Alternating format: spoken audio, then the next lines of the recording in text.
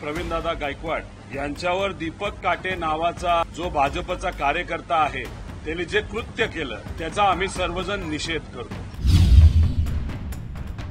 या झुंडाशाहीच्या लोकांनी, या दीपक काटेली, या भाजपच्या कार्यकर्त्यांनी, पदाधिकाऱ्यांनी प्रवीणदादांना परत एकदा रस्त्यावर आणलं। हा त्यांना मारण्याचा कट होता।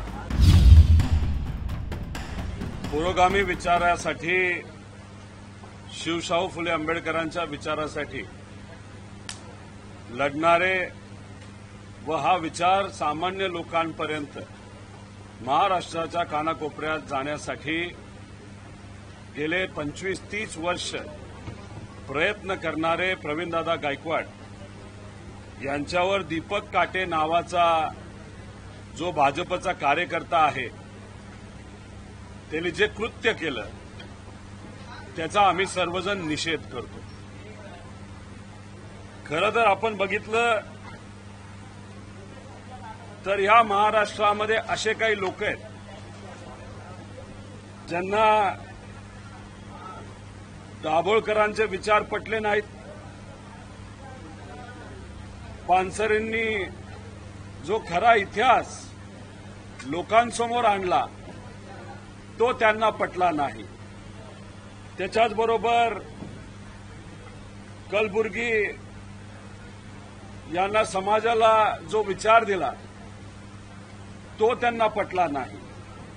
त्याच्याचबरोबर पत्रकार गौरी लंकेश यांनी सत्यासाठी जो प्रयत्न केला हा त्यांना पटला नाही। अशा विचाराची जी लोक या महाराष्ट्रामध्ये आणि देशामध्ये आहेत, अशाच लोकांना प्रवीणदादा गायकवाडांनी जो पुरोगामी विचारासाठी केलेला प्रयत्न आहे तो तिथं पटला नसावा असं आपल्याला सर्वांना बोलावं लागेल। हा जो दीपक काटे तो भाजपचा कार्यकर्ता आहे हे आपल्या सर्वांना त्या ठिकाणी माहिती आहे। पुण्याच्या एअरपोर्टला सुद्धा एक पिस्तूल आणि 28 कारतूज, जसं की बॉर्डरवर जाऊन हा स्वतः त्या ठिकाणी लढणार होता असं कुठंतरी आपल्याला सगळ्यांना वाटतं। आता हा पिस्तूल खरा आहे का, म्हणजे त्याला लायसन्स आहे का हे आपल्याला बघावं लागेल। पण त्याच्याच बरोबर आपण जर बघितलं तर युवा भारतीय जनता पार्टी युवा मोर्चा युवा संयोजक पश्चिम महाराष्ट्र असं काहीतरी त्या दीपक काटेचं पद आहे। म्हणजे हा व्यक्ती कुठल्या विचाराचा याचा अंदाज या ठिकाणी आपल्या सर्वांना लागतो। आणि काल जर आपण बघितलं तर काल प्रवीणदादा गायकवाडांना गाडीतून बाहेर काढण्यात आलं। झुंडाशाहीच्या माध्यमातून काही 10-20 लोक तिथं उभे होते, त्यांनी त्यांना बाहेर काढलं आणि शाई फेक केली। प्रवीणदादा लढणारे आहेत, घाबरणारे नाहीत, ते साईडला जाऊन थांबले। या झुंडाशाहीच्या लोकांनी, या दीपक काटेली, या भाजपच्या कार्यकर्त्यांनी, पदाधिकाऱ्यांनी प्रवीणदादांना परत एकदा रस्त्यावर आणलं। परत कुठेतरी त्यांना कदाचित आपल्याला म्हणावं लागेल हा त्यांना मारण्याचा कट होता।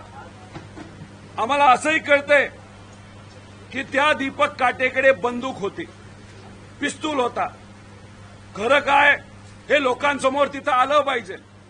आणि प्रवीणदादा गायकवाडांवर जो मारण्याचा कट होता, नाही तर मारण्याचा प्रयत्न त्या ठिकाणी त्यांना झाला, त्यांचा विचार हा संपवण्याचा प्रयत्न जो झाला, त्या दीपक काटेवर एक कडक कारवाई लवकरात लवकर करणं तितकंच महत्वाचं आहे। आणि त्याच्याच बरोबर हा दीपक काटे जो स्वतःच्या भावाचा झाला नाही असंही आम्हाला समजतंय की त्यांनी स्वतःच्या भावाला त्या ठिकाणी मारलेला आहे, त्याला मृत्युमुखी पाडलेला आहे। जेलमध्ये सुद्धा हा दीपक काटे जाऊन आलेला आहे। स्वतःचे आई वडील सुद्धा त्याला स्वीकारत नाही।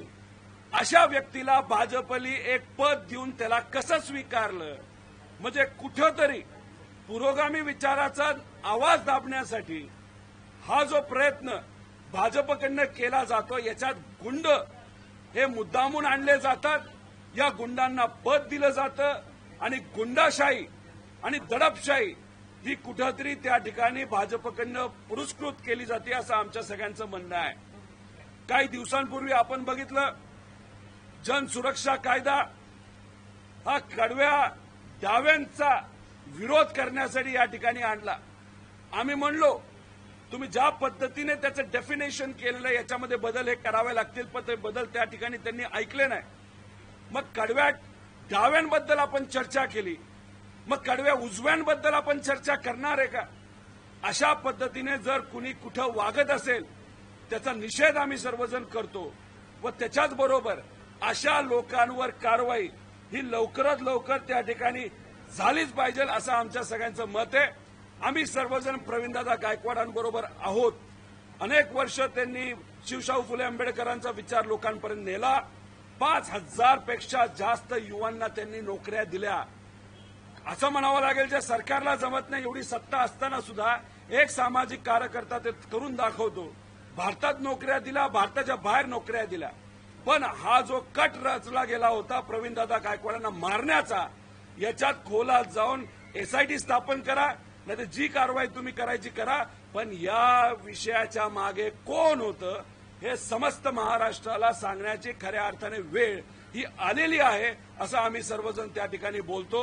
आणि महाराष्ट्रामध्ये असणारे सर्व पुरोगामी विचाराचे कार्यकर्ते पदाधिकारी यांना एक या महाराष्ट्राचा नागरिक म्हणून मी विनंती करतो, प्रवीणदादा गायकवाड असतील आणि असे अनेक हजारो सामाजिक कार्यकर्ते आहेत जे पुरोगामी विचार घेऊन पुढे चाललेले आहेत, अशा लोकांच्या पाठीमागे आपल्या सर्वांना भक्कमपणे उभा राहावं लागेल।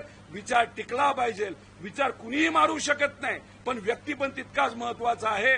त्यामुळे कृपा करून मी आपल्या सर्वांना विनंती करतो, अशा सामाजिक कार्यकर्त्यांच्या पाठीमागे आपल्या सगळ्यांनाच भक्कमपणे उभं राहावं लागेल। धन्यवाद।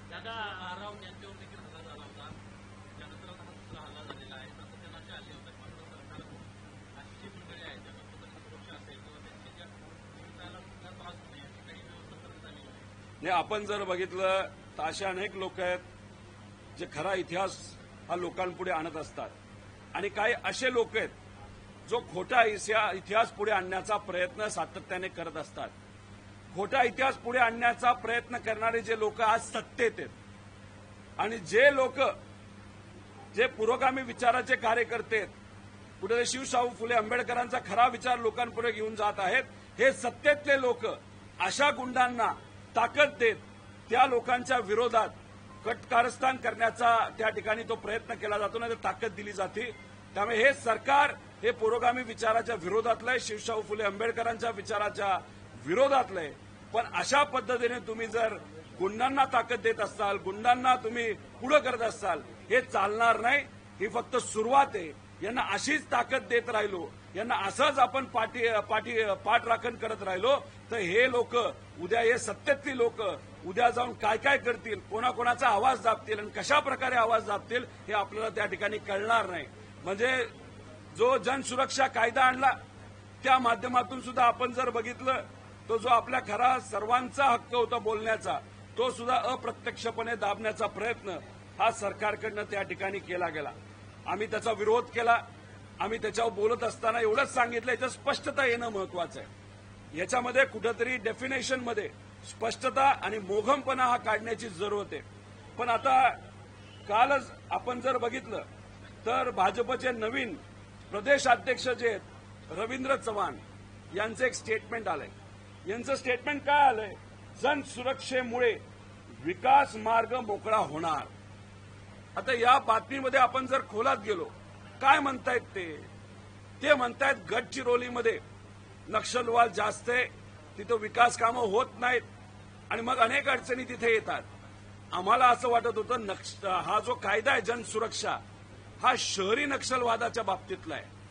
जे लोक कुठेतरी सोशल मीडिया नाहीतर वेगळ्या वेगळ्या पद्धतीने जो शहरी नक्षलवाद आहे जो लोकांमध्ये पसरतोय असं हे म्हणतात, ते मारण्यासाठी नाहीतर त्याला आळा घालण्यासाठी तुम्ही हा जनसुरक्षा कायदा आणलाय।